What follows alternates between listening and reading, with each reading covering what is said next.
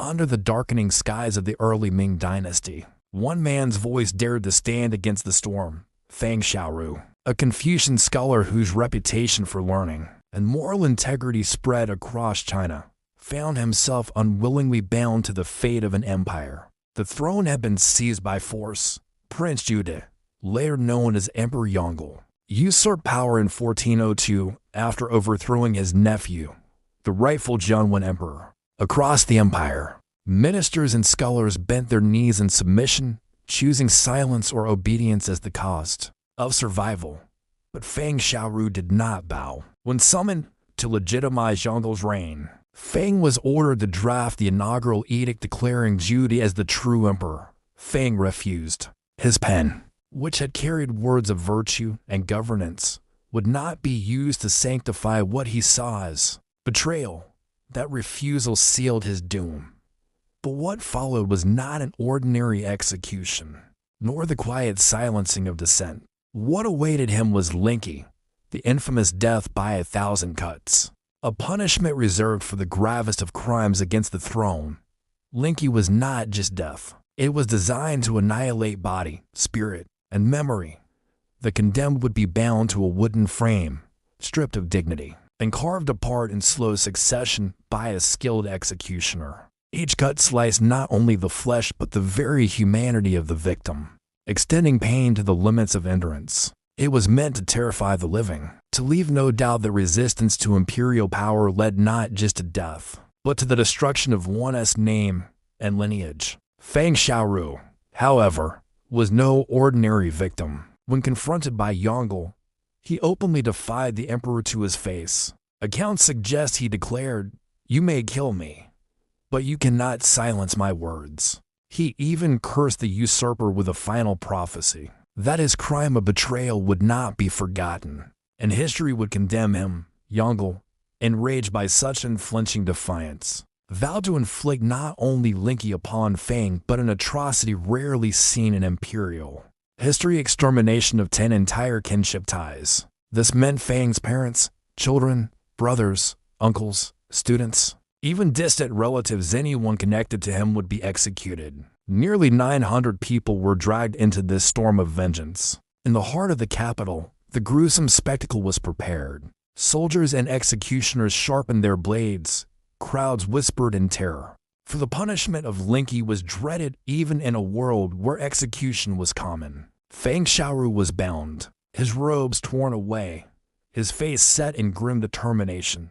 Around him, his relatives and disciples awaited their fate, some crying out, some silent with despair. For Fang, the horror was not his own suffering, but the knowledge that his defiance had condemned so many innocents to death. Still, he would not retract his words. The executioner stepped forward, his knife gleaming. The ritual began. The first cut was shallow, peeling away flesh from the chest. Blood welled and dripped, but Fang did not scream. The next cut sliced the arms, then the legs, each deliberate, each prolonging agony. The purpose was not to kill swiftly, but to unmake a person in stages. Eyewitnesses reported that Fang remained silent, his eyes fixed ahead, as if his willpower alone could resist the emperor's cruelty. As the cuts mounted 10, 20, 50, the air filled with a stench of blood. The crowd murmured in horror, yet none dared intervene. The executioner was skilled, ensuring Fang's death did not come too quickly. 1,000 cuts was symbolic, not literal. Usually, the process ended after 100 or more incisions, depending on imperial command. In Fang's case, the ordeal was extended, meant to display the absolute power of Yongle and the futility of resistance. All the while, Fang's family was slaughtered before him. His nephews, brothers, even children were executed, their cries piercing the square. The emperor wanted him broken not just in body, but in spirit, to force him to see the destruction of his lineage. Yet Fang did not beg. His silence became a final act of rebellion. With every slice of the blade, his suffering was transformed into testimony that there existed men who would rather endure unimaginable torment than betray their conscience. The legend says that before his tongue was finally cut out, Fang shouted words that became immortal, "Cut out my heart, and it will still cry out against the usurper." True or embellished, this line burned into history, ensuring that the Emperor's attempt to erase Fang's defiance instead preserved it. The executioner complied, tearing into his chest, pulling free the heart, whether Fang's voice echoed in that instant, or whether it was the crowd's imagination. The story spread. Lingchi was not just physical mutilation, it was a performance of terror. The condemned corpse was often displayed, dismembered into pieces, sometimes distributed as warnings. In Fang's case, his remains were destroyed, his body rendered unrecognizable. The Emperor ordered his story erased, his name stricken. But history is not so easily controlled. Instead of silence, Fang Xiaoru's fate echoed across China, remembered as the defiance of a scholar who faced an emperor's wrath and did not yield. The method of Lingchi itself deserves reflection.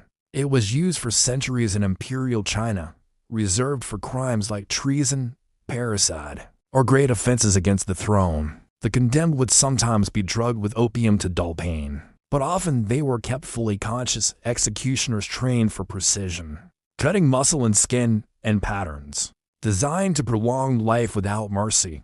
The final blow, usually decapitation, was delayed until the Emperor decreed enough suffering had been endured. To the state, Lingchi was both punishment and propaganda, proof that the empire had the power to dismantle body and soul in ways no rebellion could withstand. But Fang Xiaoru's story transformed the meaning of Lingchi. Instead of erasing dissent, it created a martyr. Later generations of scholars praise him as a symbol of Confucian integrity, a man who placed righteousness above survival. His willingness to sacrifice not only himself but his entire clan, rather than legitimize tyranny, became a moral tale repeated in histories, classrooms, and whispered stories of resistance. Even centuries later, his name stood as a reminder that principles could outlive emperors. The Yongle Emperor, despite his ruthless consolidation of power, could not erase this legacy. His reign achieved great things, building the Forbidden City, commissioning the Yongle Encyclopedia, sending Zhonghe's fleets across the seas, but the shadow of Fang Xiaoru's execution lingered. Scholars remembered Yongle as the emperor who murdered 1,000 innocents to silence one voice. And yet that voice still spoke through the ages. In many ways, Fang Xiaoru's Lingchi was both a personal tragedy and a symbolic moment in Chinese history. It revealed the brutality of unchecked power, the price of loyalty to principle, and the paradox of repression that sometimes killing a man only ensures his words live forever. For those who watched, the lesson was terrifying: resist the throne and face annihilation. But for those who remembered, the lesson was inspiring. There are truths worth dying for.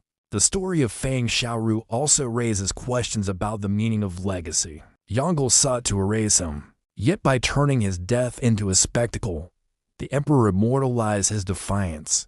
Lingchi, meant to obliterate, instead preserved his courage in collective memory. History did not forget. Imagine the silence after the execution ended. The body lay in pieces, the ground soaked red, the crowd dispersing in hushed terror. For the emperor, it was victory. The scholar who refused him was no more. Yet somewhere in that silence, the defiance endured. Whispers spread. Fang had not yielded, not even as the knives cut him apart. His final words lingered. His refusal to write the imperial edict became legend. The emperor had won the body, but the scholar had won eternity. Even today, centuries later, Fang Xiaoru's name is remembered alongside the cruelty of Lingchi. He is invoked as a symbol of integrity in the face of tyranny, a reminder that even the sharpest blade cannot cut down the truth. His story stands not just as a horror of ancient punishment, but as a testament to human resilience. And so, in the end, the horrifying fate of Fang Xiaoru is not merely a tale of death. It is a story of one man who, though stripped, sliced, and silenced, left behind something stronger than flesh, the legacy of defiance, the enduring echo of a voice that would not bend to power.